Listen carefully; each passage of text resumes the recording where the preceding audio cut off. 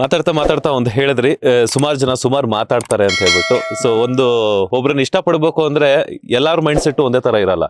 ಕೆಲವರು ಇಷ್ಟಪಡ್ತಾರೆ, ಕೆಲವರು ಪ್ರೀತಿ ಮಾಡ್ತಾರೆ, ಕೆಲವರು ಅವ್ರ ಗುಣಗಳನ್ನ ಅಳವಡಿಸ್ಕೊಂತಾರೆ, ಕೆಲವರು ಅವ್ರು ಮಾಡಿರುವಂತಹ ಒಳ್ಳೆ ಕೆಲಸಗಳನ್ನ ಅವರ ಬರ್ತ್ಡೇ ಪ್ರಯುಕ್ತ ಮಾಡ್ತಾರೆ. ಎಕ್ಸಾಂಪಲ್ ನಾವು ಇವಾಗ ಫೆಬ್ರವರಿ 16ಕ್ಕೆ ನೋಡ್ಬೋದು ಎಷ್ಟು ಜನ ಎಷ್ಟು ಕೆಲಸಗಳು ಒಳ್ಳೊಳ್ಳೆ ಕೆಲಸಗಳು ಮಾಡ್ತಾರೆ ಅಂತ ಹೇಳ್ಬಿಟ್ಟು. ಅನ್ನದಾನ ಆಗಿರ್ಬೋದು, ರಕ್ತದಾನ ಆಗಿರ್ಬೋದು, ಬೇರೆ ಬೇರೆ ಅನಾಥಾಶ್ರಮಗಳಿಗೆ ಒಂದು ಅಕ್ಕಿ ಕೊಡುವಂಥದ್ದಾಗಿರ್ಬೋದು, ರೇಷನ್ ಕೊಡುವಂಥದ್ದಾಗಿರ್ಬೋದು, ಅದೆಲ್ಲ ಮಾಡ್ತಾರೆ. ಸೊ ಈ ಎಲ್ಲೋ ಒಂದ್ ಕಡೆ ನಾವು ಎಷ್ಟೇ ಒಬ್ಬ ವ್ಯಕ್ತಿ ಏನೇ ನಾವು ಮಾಡಿದ್ರು ಕೂಡ ಪರ್ಫೆಕ್ಟ್ ಅಂತ ಅನ್ಸ್ಕೊಳ್ಳೋದಕ್ಕೆ ಸಾಧ್ಯನೇ ಆಗಲ್ಲ. ಬಿಕಾಸ್ ಯಾಕಂತಂದ್ರೆ ಪ್ರಪಂಚದಲ್ಲಿ ಡಿಫ್ರೆಂಟ್ ಮೈಂಡ್ ಸೆಟ್ ಪೀಪಲ್ ಇರ್ತಾರೆ.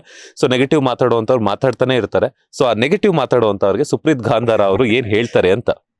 ಸರ್, ಮಾತಾಡೋರು ಅಲ್ಲೇ ಇರ್ತಾರೆ, ಕೆಲಸ ಮಾಡೋರು ಬೆಳೀತಿರ್ತಾರೆ. ನನ್ನ ಪ್ರಕಾರ ಅದು ಅವರು ಆ ಥರ ಮಾತಾಡೋ ಬದಲು ಅವರು ಕೆಲಸ ಮಾಡಿದ್ರೆ ಅವರು ಬೆಳಿಬೋದು, ಅವರು ಸ್ಟಾರ್ ಆಗ್ಬೋದು.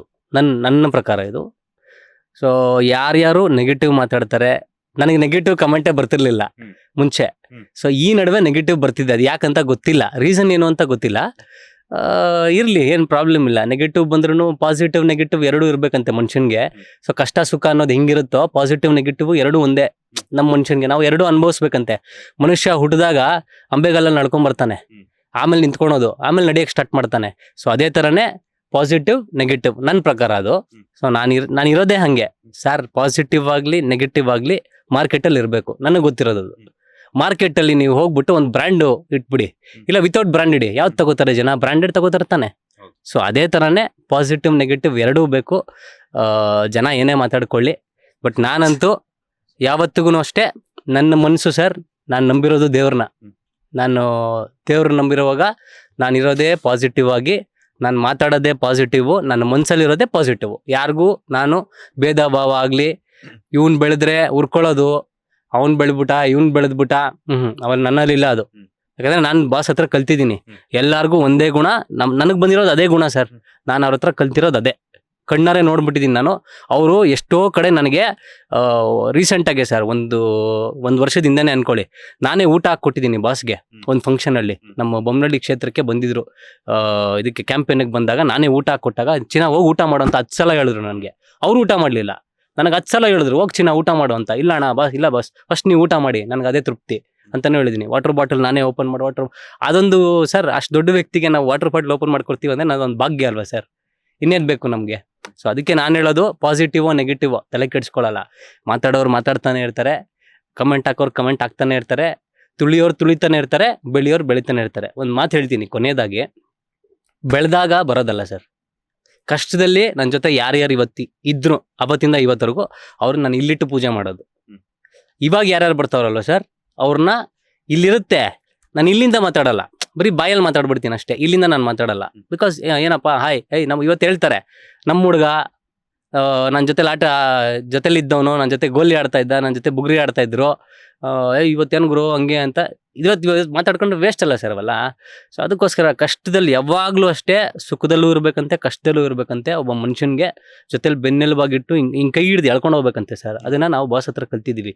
ಯಾವತ್ತಿಗೂ ಅಷ್ಟೇ, ನಾನು ಯಾರು ಸರ್ ಫಸ್ಟ್ ಆಫ್ ಆಲ್ ನಾನು ಯಾರು ಹೇಳ್ರಿ?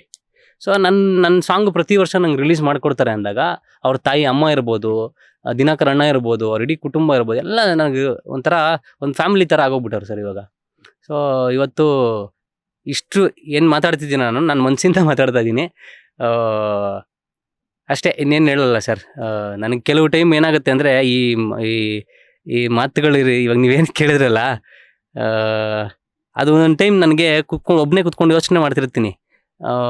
ಏನೂ ಇಲ್ದಿದ್ದವನ್ನ ಇವತ್ತು ಈ ಕರ್ಕೊಂಬಂದು ಇಲ್ಲಿ ಸೀಟಲ್ಲಿ ಕೂರಿಸಿದ್ದಾರೆ ಜನ ಅಂದಾಗ, ಆಯಿತು ಇರಲಿ ಪರವಾಗಿಲ್ಲ, ಅವತ್ತೇನೂ ಇರಲಿಲ್ಲ ನಾನು, ಇವತ್ತು ನನಗೆಲ್ಲ ಕೊಟ್ಟಿದ್ದಾರೆ ಭಗವಂತ ಎಲ್ಲ ಕೊಟ್ಟಿದ್ದೇನೆ ಅಂದಾಗ, ನಾನು ಭಗವಂತನಿಗೆ ಫಸ್ಟು ಥ್ಯಾಂಕ್ಸ್ ಹೇಳೋದು. ಏನಕ್ಕೆ ಅಂದರೆ, ನಾನು ನಂಬಿರೋಂಥ ದೇವರು ಯಾವತ್ತೂ ನನ್ನ ಕೈ ಬಿಟ್ಟಿಲ್ಲ ಸರ್. ನಾನು ಮೊನ್ನೆ ಆರೋಗ್ಯ ಸಮಸ್ಯೆ ಇದ್ದಾಗ್ಲೂ ಭಗವಂತ ನನ್ನ ಕೈ ಹಿಡಿದು ಎಳೆದಿರೋದು. ನಾನು ಮೇಲೆ ಇರಬಾರ್ದಿತ್ತು, ಆ್ಯಕ್ಚುಲಿ ನಾನು ಇರ್ತಿರ್ಲಿಲ್ಲ. ಭಗವಂತನೇ ನಿನಗೆ ತಿರ್ಗಾ ಇನ್ನೊಂದು ಚಾನ್ಸ್ ಕೊಡ್ತೀನಿ ತಗೋ, ನೀನು ಮಾಡು, ಏನಾದ್ರು ಮಾಡಬೇಕು ಅಂತಲೇ ಭೂಮಿಗೆ ಬಿಟ್ಟಿದ್ದಾನೆ. ಪ್ರತಿಯೊಬ್ಬ ಮನುಷ್ಯನೂ ಭೂಮಿಗೆ ಬರೋದು ಅವನೇನಾದ್ರು ಒಂದು ಸಾಧನೆ ಮಾಡಿ ಹೋಗ್ಬೇಕು. ಇವತ್ತು ಯಾಕೆ ನಾವು ಡಾಕ್ಟರ್ ರಾಜ್ಕುಮಾರ್ ಅವ್ರನ್ನ ನೆನೆಸ್ಕೋತೀವಿ? ಇವತ್ತು ಅವರು ಕಾಲ ಆಗಿರ್ಬೋದು, ಪುನೀತ್ ರಾಜ್ಕುಮಾರ್ ಕಾಲ ಆಗಿರ್ಬೋದು, ಬಟ್ ಆದರೂ ಅವ್ರನ್ನ ಯಾಕೆ ನೆನೆಸ್ಕೋತಾರೆ ಹೇಳಿ ಸರ್? ಅವ್ರ ಕೆಲ್ಸಗಳು ಉಳ್ಕೊಂತು. ಸೊ ಅದೇ ಥರನೇ ನಾನು ಸಾಂಗ್ ಮಾಡೋದು ರೀಸನ್ನು ಇಷ್ಟೇ. ನಾನು ನಾಳೆ ದಿನ ಕಾಲ ಆಗಿ ಹೋದ್ರೂ ಕೂಡ ನನ್ನ ಕೆಲಸ ಉಳ್ಕೊಳ್ಳುತ್ತೆ, ನನ್ನ ಹಾಡುಗಳು ಉಳ್ಕೊಳ್ಳುತ್ತೆ, ನನ್ನ ಹಾಡುಗಳನ್ನ ಜನ ಕೇಳ್ತಾರೆ. ಸೊ ಅದು ಭೂಮಿ ಮೇಲೆ ಹುಟ್ಟಿದಾಗ ನಾವೇನಾದ್ರು ಒಂದು ಸಾಧನೆ ಮಾಡಿ ಹೋಗ್ಬೇಕು ಸರ್. ಅದು ನನಗೊಂದು ಹಠ. ಈಗಲ್ಲ, ನನಗೆ ಮುಂಚೆಯಿಂದನೂ ಹಠ ಬಿಡಿ. ನಾನು ಇವಾಗ ಮುಂದಕ್ಕೂ ಅಷ್ಟೇ ಹಠ ಇದ್ದೇ ಇರುತ್ತೆ. ಜನ ಏನೇ 1000 ಮಾತಾಡ್ಕೊಳ್ತಾರೆ, ನನ್ನ ಕೆಲಸದಲ್ಲಿ ನಾನು ಉತ್ತರ ಕೊಡ್ತೀನಿ ಅಷ್ಟೇ. ನನ್ನ ಮುಂದಿನ ಪ್ರಾಜೆಕ್ಟ್ಸ್ ತುಂಬ ಇದೆ, ನನ್ನ ಕೆಲಸದಲ್ಲಿ ನಾನು ಮಾತಾಡ್ತೀನಿ ಸರ್ ಅಷ್ಟೇ. ಲೇಟೆಸ್ಟ್ ಹಾಗೂ ಇಂಟ್ರೆಸ್ಟಿಂಗ್ ಸುದ್ದಿಗಳಿಗಾಗಿ ಬಾಸ್ ಟಿವಿ ಕನ್ನಡ ಚಾನೆಲ್ನ ಸಬ್ಸ್ಕ್ರೈಬ್ ಮಾಡಿ. ಹಾಗೆಯೇ ಬೆಲ್ ಐಕಾನ್ ಪ್ರೆಸ್ ಮಾಡಿ. ಇದರ ಜೊತೆಗೆ ಫೇಸ್ಬುಕ್, ಇನ್ಸ್ಟಾಗ್ರಾಮ್, ಎಕ್ಸ್ನಲ್ಲೂ ಮಿಸ್ ಮಾಡದೆ ಫಾಲೋ ಮಾಡಿ.